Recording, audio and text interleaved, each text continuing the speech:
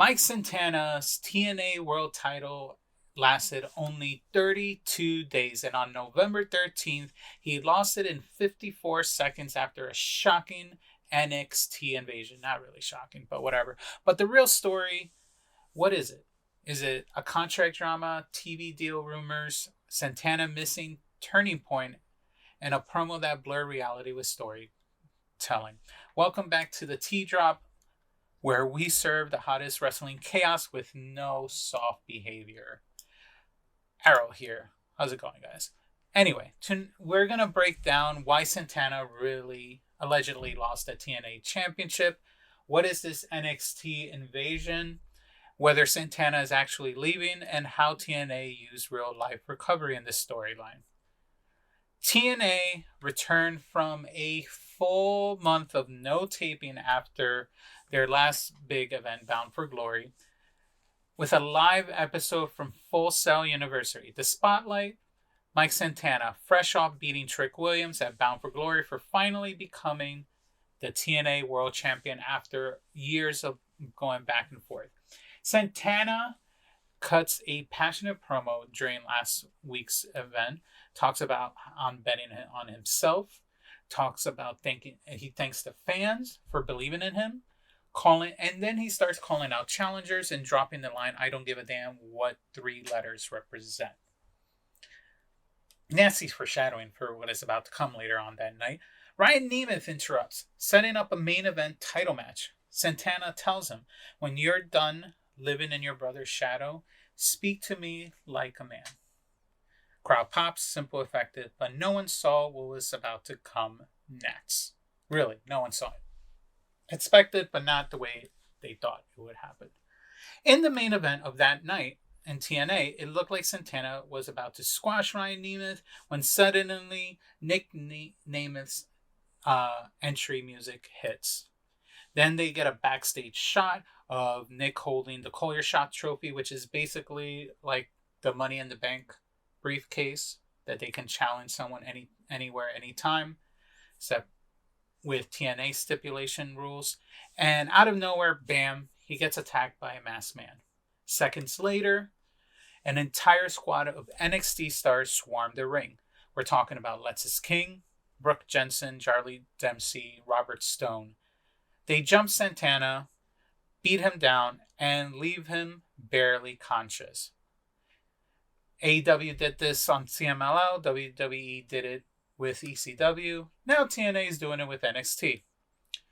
So poor Mike Santana, who's barely able to stand, you hear Frankie Kazarian's music hit.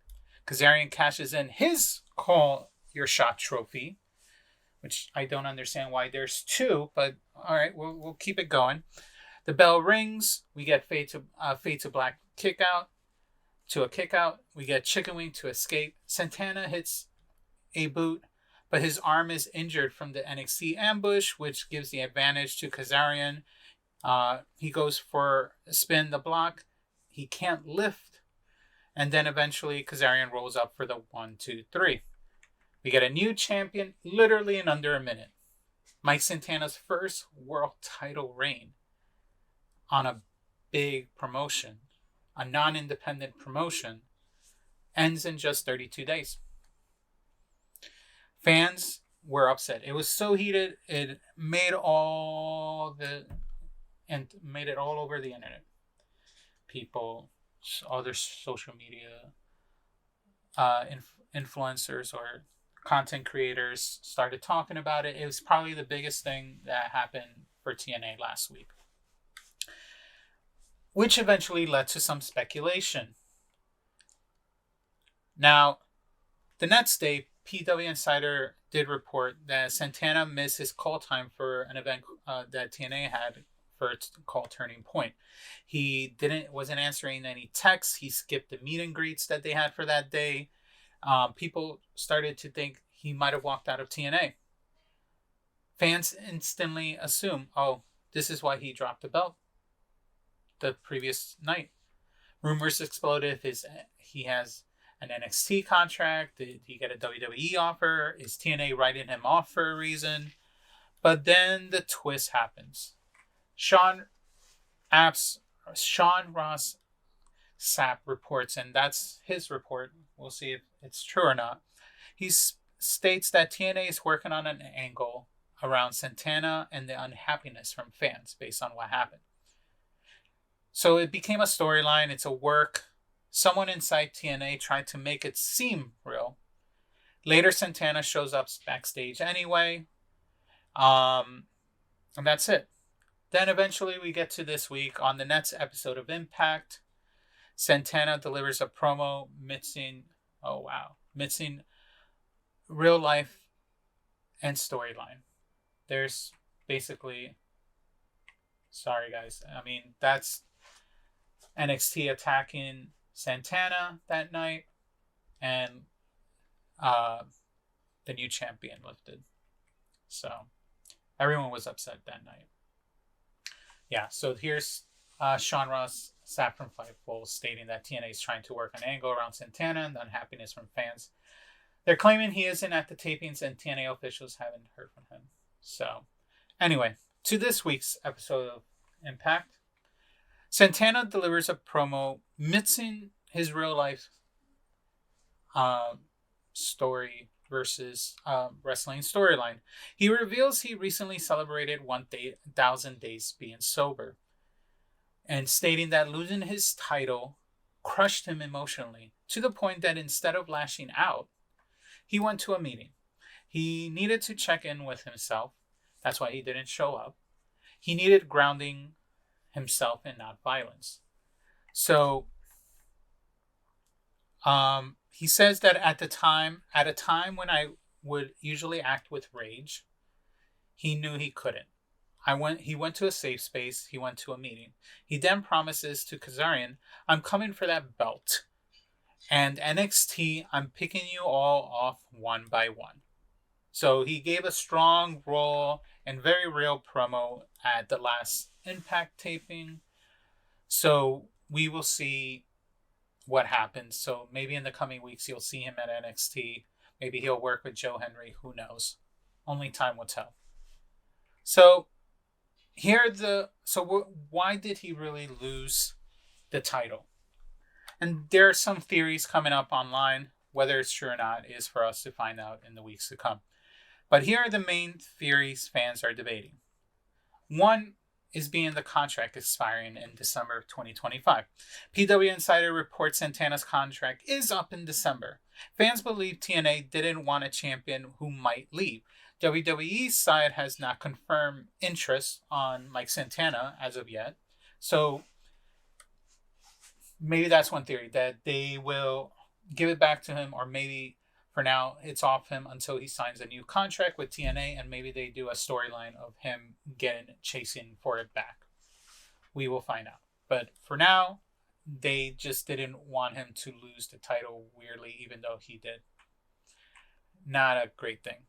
The other theory, which is probably the most popular theory right now, is the fact of TNA's new TV deal. Scott D'Amore hinted that this is a bigger storyline tied to the TNA's next TV announcement. Rumor being Santana might win the title back on the first episode of the new program. So maybe they needed something big to happen on the first episode of the new TV deal. Maybe they needed to show a big challenge on their first TV deal with Kazarian as champion. Who knows? So that's the next rumor. The third rumor being TNA versus NXT war. And this being a big angle between the two promotions. NXT attacking Santana wasn't random. It started the cross-promotional feud that's already started in the past couple weeks. This storyline could run for months. So maybe it becomes a big thing. Maybe it becomes a work between him and Joe Henry and other people. We will just have to find out and see. But at the moment, these are three theories that are coming up why he probably lost the title. My theory is being, honestly, it's between two or three, being TNA new TV deal or TNA versus NXT war. Maybe they're making him work more for the title, which is kind of unfair because he already did work for the title that he earned. But maybe they need him more at TNA, and maybe they need him more at NXT, this cross feud, and it'll be a big storyline. And then maybe he'll go back for the title at another event. Or it could be the TV deal. Maybe sometimes when it comes to, and this happened to Kofi Kingston with Fox when it went to SmackDown, sometimes these TV deals, they push the fact that they want certain people as champion, or they need a bigger person as champion. So they probably, maybe in part of the TV deal, they didn't agree with the champion that they currently have, and they need someone bigger to be able to promote this new TV deal and be able to promote it on the new channel. So maybe they thought with Kazarian being a big talent in the past, he could be something that they can promote. There's been rumors of him maybe even potentially doing work with AJ Styles, given that AJ Styles has already stated he's retiring next year. He might be, besides doing WWE shows next year, maybe he's going to work with TNA since there's deals open, and do some TNA matches in the future to be part of his version of a farewell tour, I guess. And maybe they need a Kazarian who is someone he used to work with in TNA. Go at it again, and it'll help this TV deal. Who knows? So where things stand now, Santana's still in TNA as far as we know. His absence was, as far as we know, storyline.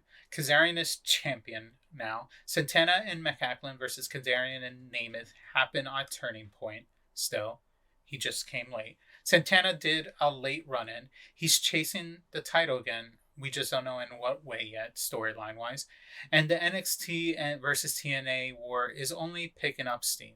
In conclusion, what really did happen with Mike Santana, a mix of storyline, fan speculation, and contract rumors, and a massive NXT invasion that shook the entire company.